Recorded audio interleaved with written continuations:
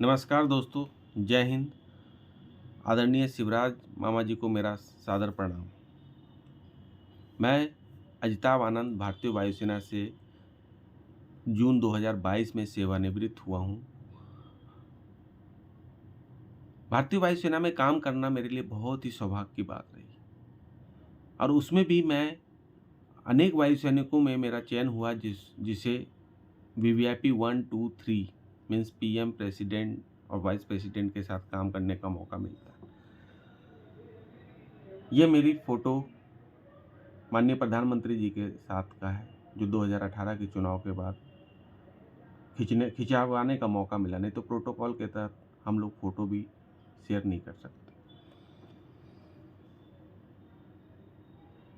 वहाँ अच्छा रिकॉग्निशन मिल रहा था, बट सेना से रिटायरमेंट लेना की वजह मेरे लिए कुछ और थी। क्योंकि 20 साल के इनिशियल बॉन्ड को कंप्लीट करने के बाद मेरे पास मौका था, या तो मैं जूनियर वारंट ऑफिसर के रूप में प्रमोट हो जाता या तो मैं घर वापसी होता। मैंने घर वापसी करने का अपना फैसला किया। मैं अपने घर और समाज के साथ वापस रहना चाहता था।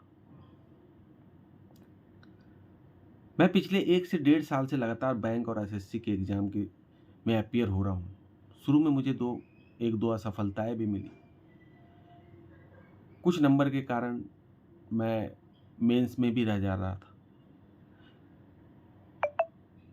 एसएससी एग्ज़ाम में तो 2 बार मैंने डीवी भी दिया और इस बार जो एसएससी का रिज़ल्ट आया उसमें तो मैं एक्स सर्विसमैन कोटे में मेरे मार्क्स इतने थे कि मेरा सिलेक्शन हो जाना था, लेकिन टाइपिंग के कारण मेरा सिलेक्शन मेरिट लिस्ट में नाम नहीं आ पाया।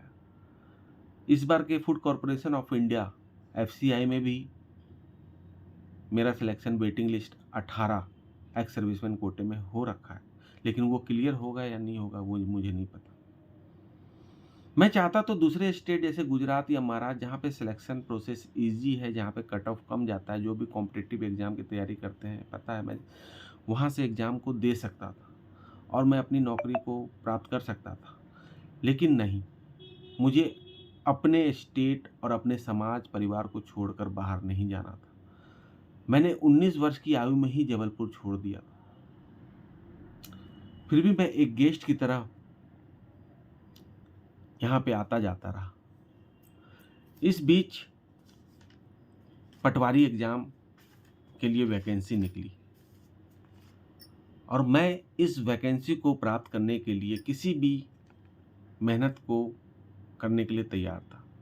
चूँकि बैंक और एसएससी की तैयारी मेरी ऑलरेडी चल रही थी, तो मुझे पता चल गया था कि मेरा कुछ तो लेवल आ ही गया है और मैं इस एग्ज़ाम में अच्छा कर सकता हूँ। क्योंकि एज़ पर द रिव्यू, मैं रिव्यू डेली देखता था और उसमें मैथ, रीजनिंग का वेटेज अच्छा था, इंग्लिश का वेटेज अच्छा था और उस पे मेरी कमांड थोड़ी बहुत तो हो ही गई थी। जब मैं फॉर्म भर रहा था तभी मेरे दिल से एक ही आवाज़ आई कि मैं सबसे टॉप पे जो पोस्ट को सिलेक्ट करूँगा मैं उसे ही क्रैक करने की कोशिश करूँगा। मैंने अपना टारगेट सेट किया कि 140 नंबर से कम नहीं लाना है मुझे और हुआ भी ऐसा ही। 132 पॉइंट समथिंग नंबर मेरे एक्स सर्विसमैन कोटे में 42 वर्ष की आयु में मैं ला पाया हूँ। और इस उम्र में पढ़ना मेरे लिए और अपने आप को टारगेटेड करना, मोटिवेट करना, ये कितना कठिन है आप लोग सभी भाई बंधु मेरे जानते होंगे। मुझे पता है एडीओ पोस्ट में मुझे कोई भी पे प्रोटेक्शन नहीं मिलेगा, जबकि बैंक या इंश्योरेंस सेक्टर में हम लोगों को पे प्रोटेक्शन मिलता है, लेकिन मुझे इसकी कोई दुख नहीं है क्योंकि मैं अपने इस पोस्ट के तहत मैं अपने परिवार और समाज के साथ वक्त बिता पाऊंगा और मैं उनके लिए कुछ कर पाऊंगा। दोस्तों, सफलता और असफलता इस जीवन में होती ही रहती है, लेकिन आप उस टारगेट को पाने के लिए कैसे अप्रोच करते हैं ये बहुत महत्वपूर्ण है। अनेक असफलताओं के बाद ही सफलता का मज़ा दोगुना हो जाता है, लेकिन श्रीमान मुख्यमंत्री जी के एक ट्वीट ने के बाद एक मानसिक उत्पीड़न व परेशानी मानसिक उत्पीड़न झेलना मेरे लिए काफ़ी कठिन हो गया है। श्रीमान मुख्यमंत्री जी ने एक पर्टिकुलर सेंटर की जांच की बात कही है, मैं उसका समर्थन करता हूं, लेकिन समानांतर रूप से डीवी व नियुक्ति को जारी रखे जाने का आग्रह भी करता हूं। मेरे 2 बच्चे हैं, एक बच्चा 6 साल का है, दूसरा बच्चा 12 साल का है। ना जाने कितने दिनों तक उनके साथ ना घूम पाया हूँ, ना कहीं उन्हें घुमा पाया हूँ और ना ही कोई गिफ्ट दे पाया हूँ। मेरी धर्मपत्नी भी इतनी कोऑपरेटिव, मेरी वाइफ़ इतनी कोऑपरेटिव थी कि जब पढ़ाई के बीच में वो मुझे कुछ सामान लाने बोलती तो मैं चिढ़ के उसको जवाब देता, लेकिन फिर भी वो बिना बातों का बुरा नहीं मानती, बोलती नहीं इन्हें पढ़ने दो। इसी आशा में कि पापा जॉइन करेंगे, मेरे हस्बैंड जॉइन करेंगे और मुझे बहुत सारी चीज़ें देंगे। मैंने न जाने कितनी रातों, कितने दिन, 6 महीने तक लगभग कहीं भी सब सारे जो भी रिलेशन है उसको स्टॉप कर दिया था। क्योंकि इस उम्र में मुझे याद भी रखना मुश्किल होता है। प्लीज़ हर एक संगठन जो परीक्षा के निरस्तीकरण का सपोर्ट कर रहे हैं, उन्हें वो स्व आकलन करें कि वह उनकी बेबुनियाद माँग है। लेकिन हाँ, जाँच की माँग से भी मैं डिनाई नहीं करता हूँ, बट पैरेलल समानांतर रूप से डीबी व नियुक्ति जल्द से जल्द करने का आग्रह भी करता हूँ।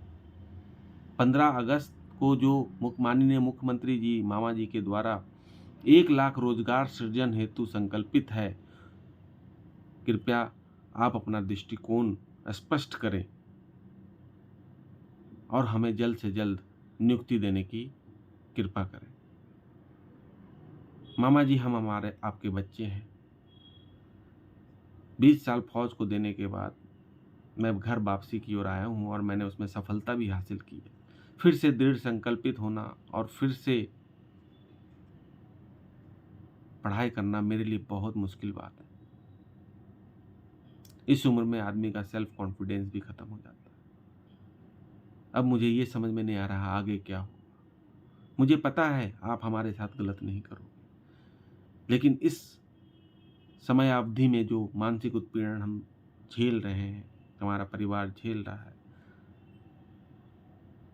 इसके लिए मैं आपसे आग्रह करता हूँ, विनम्र निवेदन करता हूँ कि जल्द से जल्द चयन प्रक्रिया को 15 अगस्त तक जो आपने वादा किया है, उसे देने की कृपा करें। धन्यवाद। जय हिंद।